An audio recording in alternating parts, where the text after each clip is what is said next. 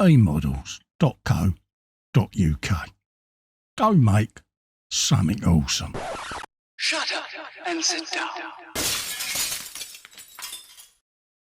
Hello folks, Festa here from eModels. Welcome to part 2 of the Yamaha Ténéré 660cc build up.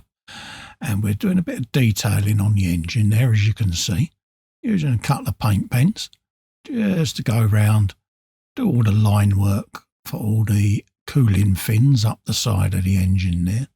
And I'm just lightly skimming over it and just building up the silver. Just give it a little bit more character. When you look at the real bike, these are actually done this way. So they paint the bike and then they blast off the excess paint. And it just gives you a nice silver set of fins. It brings a bit of character to the engine there. So we'll just deftly go around this. And as you can see in the background there, you've got the wheels and the frame have been done in the red, looking very vibrant. It's got a couple of little bits of detail to do on them, just to bring the bike up to spec. So I tend to put all the base colours down first, and then I go over and detail up using various paint call-outs as per the instructions. So that's what I'm doing now. As you can see, it's looking rather rosy, coming together quite nicely there. I'll just do the lower part there just to catch them grills, and already that's only its first layer. So we'll come back and do the bolts all the way around the casings there to pick them out. And then we can start going in with a brush now and doing the carburetors and things like that, just to start bringing out them details. All the different colours are in the instructions, folks. First page of the instructions, you'll see all the paints I'm using. Got a nice bit of gold going on now, 'cause I do like a bit of gold. We're just going around doing all the additional little detail parts, all the little covers, the bolt heads, things like that. Just picking out different colours, just so that the bits that are visible when the build is complete, you can just see a little bit of additional colour. There you go. And then we can come back in now, catch up with the carburetors. Do the body on them. And then work our way around the other side, doing the same on the manifolds there. Just lets us pick out all these little details as we go around the model there.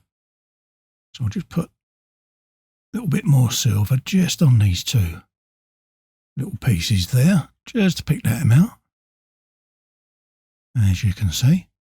And it's just the little bolts that retain the cylinder head there. And I think that's coming up all right.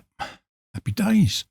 So we now got to do the spokes on all the wheels and silver them up, just to give the wheels a bit more contrast, folks. That's why I'm doing it this way.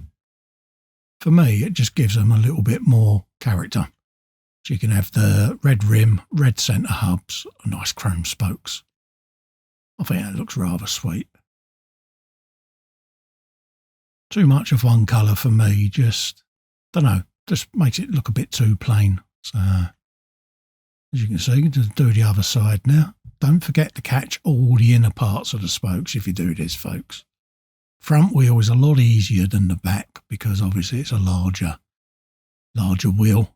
Got a smaller hub on the front as well, so you can really get in there. So, give that a quick shake.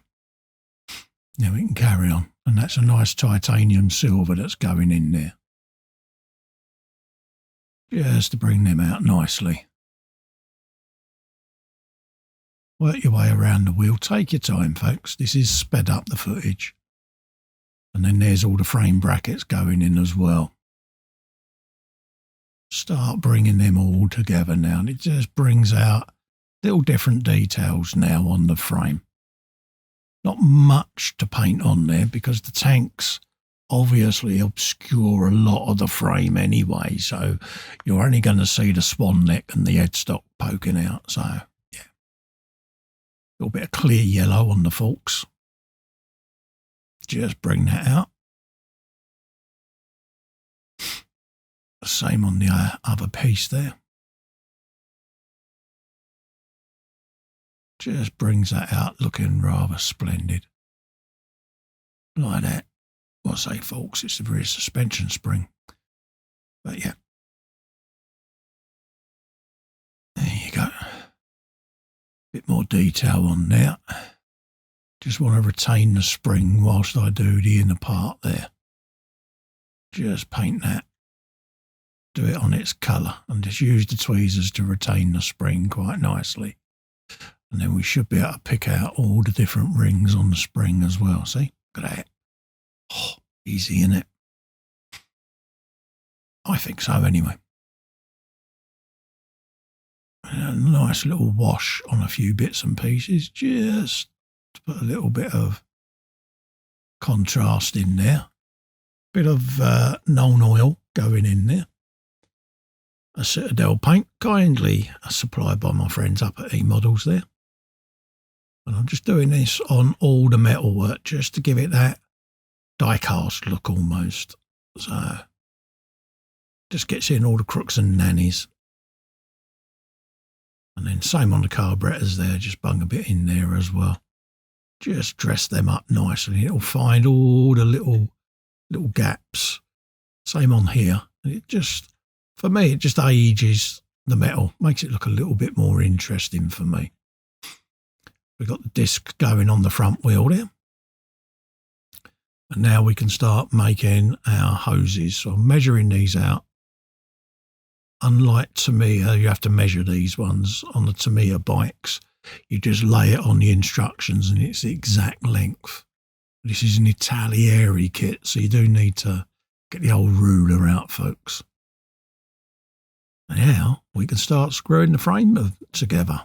Just start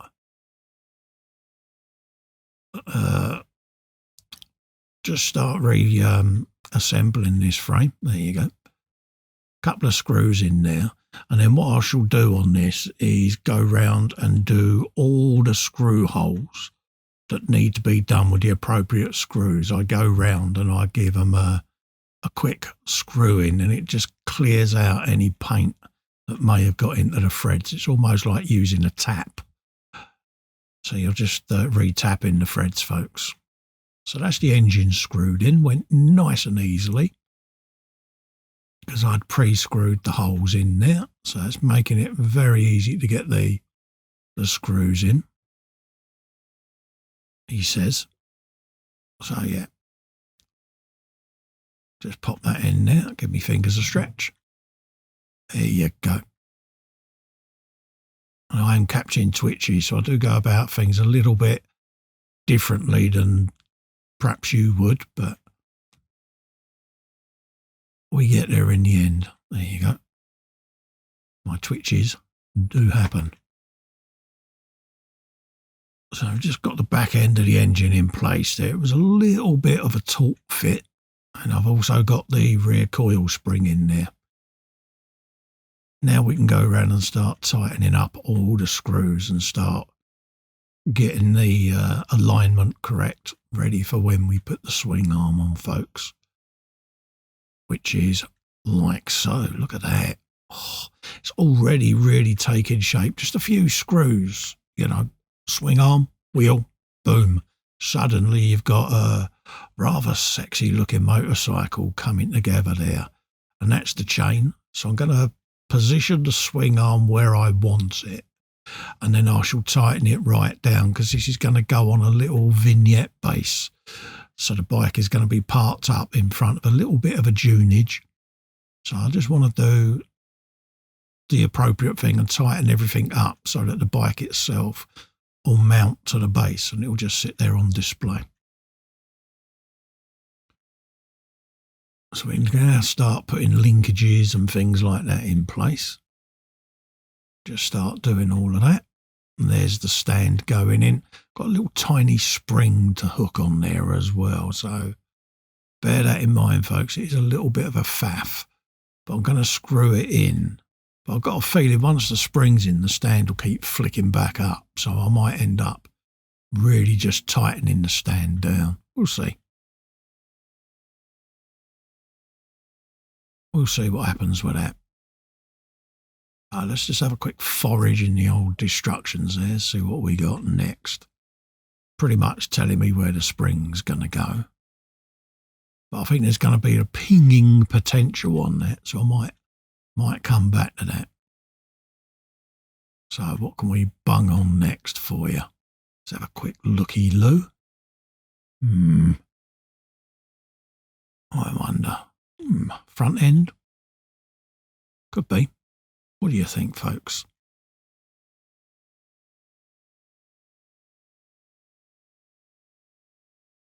I think we can start with a bit of the old dry brushing. Just get that in there. Like so. Just detail up these bits. And then we can start putting that front end together. I've got everything laid out at the back there. Front wheels ready to go. So I reckon we can get this pretty much as a rolling chassis by the end of this episode, folks. Don't forget, there is a link in the description below where you can grab this kit from the good old folks over at eModels.co.uk. A one-stop shop for all your model making needs. So pop over and have a looky-loo. Grab yourself one of these and you can build along with us.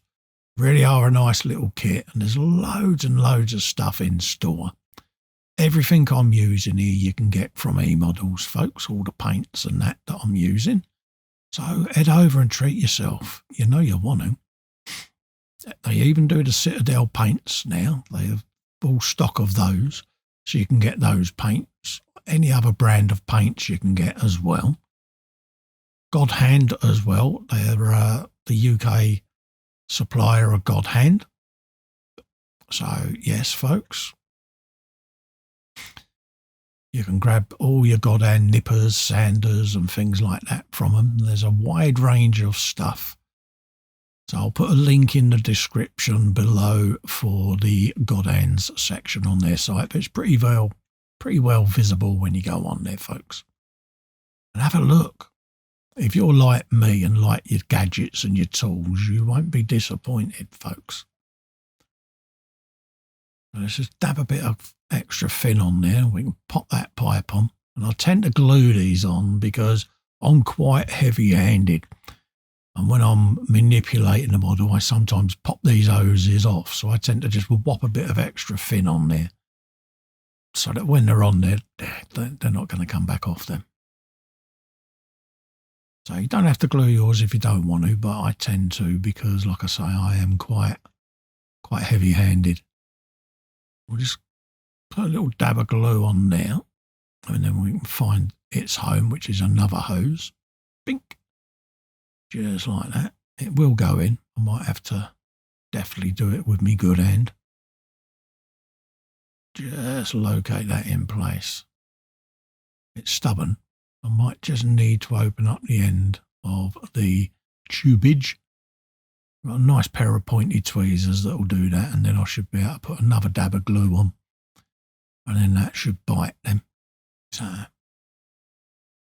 we do these things just to ease our build progress, because some of the hoses can be quite a tight fit.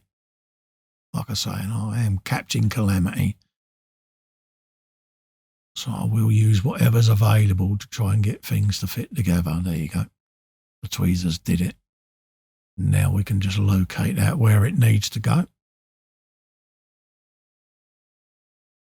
And that should then feed up through, ready for other hoses to come and join it. So just line that where it needs to. There's another hose buried in amongst the frame that's got to come through into there as well. It's a little bit fiddly this stage, folks, but you will get there with it. So bear that in mind. Lots of different little hoses come onto this. And then it'll tuck up underneath where the seat will sit.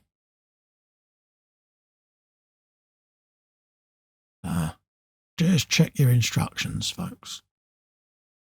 It will go together. I struggled a little bit with it, but then I do have some dexterity issues, so persevere and it will go in. And it just will tuck up underneath and go into place like so. So let's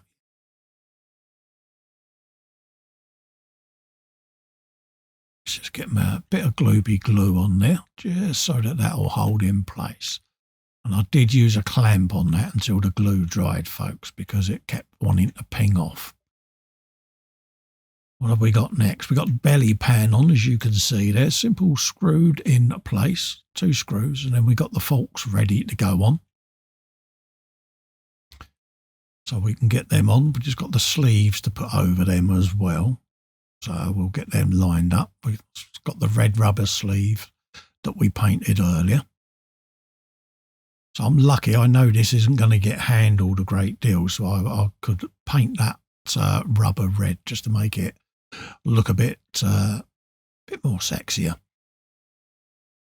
And this is going to sit on display underneath the counter at the eModels store, folks. So you'll get to see it. When the build's finished, it'll be shipped up with all the other builds that I've got and that I've been doing, and you'll be able to pop to the store and you'll be able to see all the builders' work underneath the counter there, folks. So go and have a looky, Lou. And remember, wave to Fox's eagle when you see it, because he does miss it. Right, so we've got the triple trees going in, and we should then be able to start looking at assembling this front end on this, folks. That's what I'm trying to do by the end of this episode, is get a nice rolling chassis for you. And then in the next episode, we can then start putting all the tanks on and getting the decals in place, and probably finish the bike in the next video, to be honest with you. So we're just going to line these up, pop the screws in, get the front wheel together, and then that should then feed up underneath through the headstock, ready for the top yoke to go on with the handlebars. So yeah, look at that. I want to make motorbike noises, but I can't yet. Only a will. I'll have a go for you. If you want me to. Might do one at the end yet. We'll see. Apologies for being off shot, but I've got my big magnifying glass of seeing that's just to the left there. And I do have to just flick over and have a quick lookykins in there, because I need to be able to see what I'm doing, and it's quite a tinsy wincy little screw that I'm putting in, so apologies for that. But looking at the rest of the bike there, she is really coming together nicely. So we should now be able to feed this up and through the yoke on the headstock there. So let's just make sure I've got that lined up and ready, because the hands of many things will be needed. But I do like how this bike is beginning to look. It really is a stunning kit. It will fight you a little bit, but persevere with it, folks. This is what this is all about. Even myself, I've been doing this for donkey's years, this hobby, and every now and then there is still something that will trick you. Right, let's just feed this back up and go in like so. Rest that in place, and we'll see whether we can get this bad boy in there like that. So try and shoehorn your fingers in there, folks. I'm going that way because I can't quite get my big chubby fingers in there. Let's have a looky-loo. There you go. Should go in. See how that looks then. Look at that. Oh, stunning, mate. It really is stunning. I just want to make sure it's lining up, because before you tighten it up, you want to make sure your forks are parallel. Because if they're not, you're gonna have a bike that goes crabby down the road. So, and then once I've got it where I want it to, as the hoses are drying off, I shall tighten it down quite tight, just so that it doesn't spin too much whilst I'm trying to get all the hoses on, folks, because, yeah. So as we're finishing this, remember, pop over to eModels and treat yourself, folks.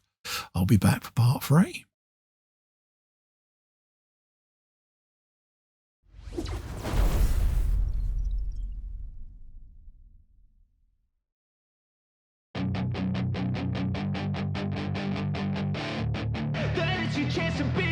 Hey kid, don't ever let them get inside your head. They'll tell you what to do in life instead of everything you know that you could get.